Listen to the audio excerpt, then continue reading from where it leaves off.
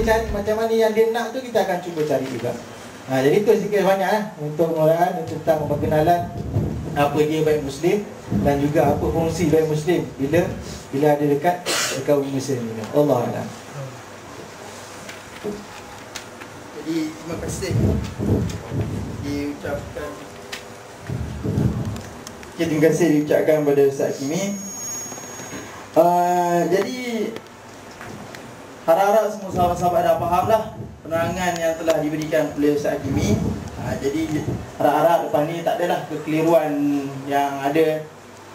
Dan jikalau sahabat-sahabat mungkin ada soalan ataupun idea-idea baru, okey, simpan soalan tersebut kerana sebelum ataupun di penghujung majlis nanti kita akan adakan sesi soal jawab dengan para panel kita lah. Okey, sebelum Ana lupa nak perkenalkan yang si kecil tu, Fatimah Nabawiyah. Betul tak? Betul. Jadi beliau datang untuk memeriahkan lagi majlis kita. Okey, baik. Sayyidina Umar pernah menyatakan bahawa bukan semua perkahwinan terbina atas rasa cinta, tetapi dengan kasih sayang dan belas kasihan pasangan, maka terhasillah sebuah perkahwinan. Jadi makna kata walaupun kita pada mulanya kita kahwin tanpa rasa cinta, tetapi selepas kita berkahwin, kita boleh memupuk rasa cinta itu. Dan pada hari ini anda tengok, terutamanya orang Melayu kita, kalau umur 50, dia orang dah segan nak pegang tangan. Sedangkan sebelum kahwin pegang tangan boleh. Kalau orang Kedah kata apa, kalau tengok orang umur 50, 40 pegang tangan ni, kalau orang Kedah kata, dia ni 20 pegang tangan apa? Jadi sebenarnya kalau kita tengok masyarakat lain selain pada orang Melayu kita, macam Arab ke siapa-siapa, jadi mereka ni tidak segan untuk memegang tangan pasangan mereka untuk menitah jalan.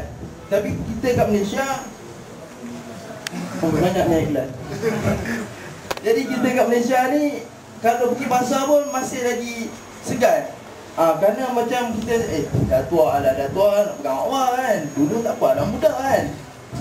Jadi sepatutnya kita kena memupuk rasa cinta kita itu sampai bila-bila. Jadi pemilihan calon kan. Jadi untuk calon kita ni, kita mestilah nakkan yang terbaik. Kerana untuk membina sebuah institusi perkahwinan, kita memerlukan calon yang memahami kita. Sama ada dia suka tengok bola dengan kita ke, suka memancing ke. Jadi soalan saya pada Ustaz Hakimi, macam mana kita nak pilih calon kita supaya perkahwinan yang terbina tu berkekalan. Kita tak mau kahwin hari ni, esok bercerai, kahwin esok, lusa bercerai. Jadi setahun 5-6 kali kahwin. Kita tak mau macam tu. Kita nak kahwin sekali kan. Macam mana Ustaz Hakimi?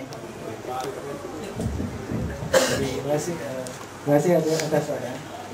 Kalau nak kahwin 4 kali, nak lah. Tapi tak boleh lah. Dia banyak dia punya proses tak. Walaupun kita sekarang kita tak boleh nak kahwin terus.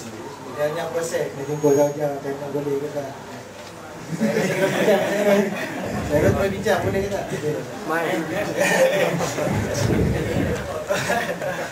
Okey, antara apa yang Allah SWT sebut dalam Al-Quran, wa min ayatihi an khalaqa lakum min anfusikum azwajan litaskunu ilaiha wa ja'ala bainakum mawaddatan wa rahmah inna fi dzalika laayatin liqaumin yatafakkarun.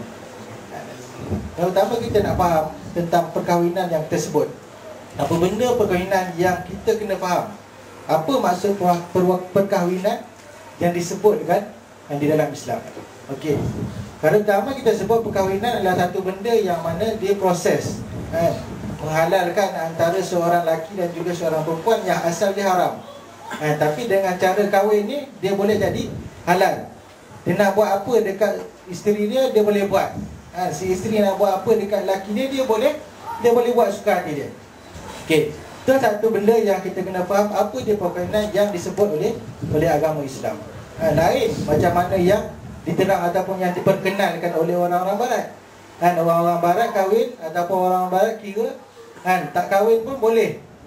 Dia nak dia nak bersama ataupun dia nak bersetubuh, boleh kan, walaupun sebelum dia kahwin. Tapi Islam ni satu agama yang cukup cantik, ajar supaya orang-orang yang kepada tak kahwin lagi, dia tak boleh buat perkara yang kita sebut sebagai zina. Sebab apa? Sebab benda yang buruk yang lepas tu akan keluar lebih banyak daripada benda yang baik yang dia dapat. Dan kita nak cuba terangkan tentang beberapa perkara ataupun beberapa ciri-ciri yang mana kita sebutkan perkahwinan yang diterangkan ataupun yang digambarkan oleh Al-Islam itu sendiri. Perkara pertama adalah satu perkahwinan itu adalah satu benda yang diwahyukan oleh Allah Subhanahu Wa Taala. Dalam ayat tadi Allah Subhanahu Wa Taala sebut di kalangan manusia itu Allah Subhanahu Wa Taala jadikan ada lelaki ada perempuan. Sebab apa? Supaya orang ni boleh jadi azwaja. Boleh kahwin, boleh jadi berpasangan. Sebab apa? Sebab apa Allah SWT jadikan manusia lelaki, Allah SWT jadikan manusia perempuan? Lepas kahwin dia dapat as-sakinah. Lepas tu dia cakap itaskunu. Allah SWT sebut dalam Al-Quran. Kita boleh dapat as-sakinah. Kita dapat ketenangan daripada Allah SWT. Kemudian kita boleh dapat juga mawaddah, kasih sayang yang antara seorang lelaki dan juga seorang perempuan, yang akhirnya kita boleh dapat rahmat daripada Allah Subhanahu Wa Taala. Dan keduanya, kita nak sebut perkahwinan juga adalah satu benda yang mana dia mengajar kita supaya jadi apa yang telah Allah SWT sebut dalam Al-Quran, qu anfusakum wa ahlikum nar. Itu lepas kahwin dia ada tanggungjawab daripada sudut kita punya mas'uliyah ataupun kita punya tanggungjawab sebagai seorang suami. Sebagai ketua keluarga kita kena jadi ku anfusakum wa ahlikum nar. Kena jaga ahli keluarga kita daripada buat benda-benda yang maksiat kepada Allah Subhanahu Wa Taala. Yang seterusnya perkahwinan yang digambarkan oleh agama Islam itu sendiri juga apa yang mana kita sebut sebagai perlindungan kepada seorang wanita dan juga jaminan sosial yang berlaku kepada seorang wanita ataupun seorang lelaki itu. Maksudnya bila kahwin, seorang lelaki kena wajib keluarkan nafkah kepada dia punya isteri. Maksudnya lepas kahwin dia tak boleh biar. Dia tak boleh biar perempuan tu cari dia punya nafkah sendiri. Tapi lepas kahwin, seorang lelaki tu wajib untuk keluarkan dia punya nafkah supaya anak-anak ataupun isteri dia boleh hidup macam mana orang lain hidup, dan juga boleh dapat pendidikan ataupun benda-benda yang berkaitan dengan tanggungjawab sebagai seorang suami itu sendiri. Okey. Terus antara benda-benda yang disebut oleh ulama tentang pemilihan calon, kebanyakan ulama sebut tentang perkara yang disebutkan sebagai husnul khuluq dan juga adil. Perkara pertama yang perlu kita sebut ataupun perlu kita tengok sebelum kita pilih calon kita adalah benda yang paling utama adalah orang perempuan tu mestilah baik daripada sudut agama dan juga daripada sudut akhlak dia.